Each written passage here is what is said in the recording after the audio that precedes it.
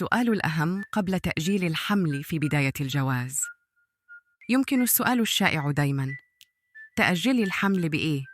لكن الأهم منه: هل تأجلي أصلاً ولا لأ؟ ليه السؤال ده مهم؟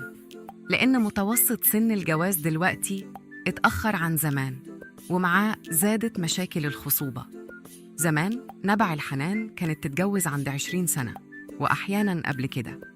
أما دلوقتي متوسط سن الجواز بقى من 30 ل 35 سنة، ومعاه الزوجة ممكن كمان تحب تأجل الحمل سنة أو سنتين. إيه علاقة ده بالخصوبة؟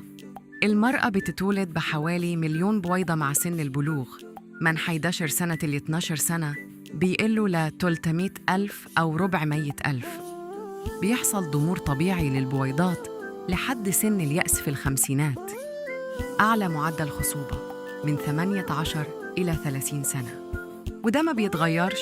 لكن زمان كان الجواز بدري فتقدر تخلف براحتها. دلوقتي بنأجل، وده بيحطنا في وش مشاكل تأخر الإنجاب.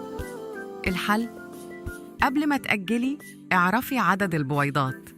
لو العدد قليل ممكن الحمل دلوقتي يكون أسهل، لكن التأجيل يخليه أصعب بعدين.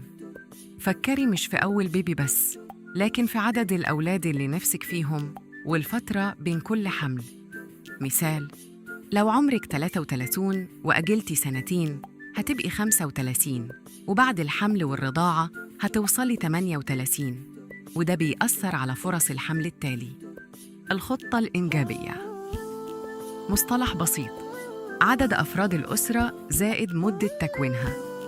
الدكتور بيحسبها لك بناءً على عمرك ومخزون المبيض وعدد الأطفال اللي نفسك فيهم ومدة التأجيل.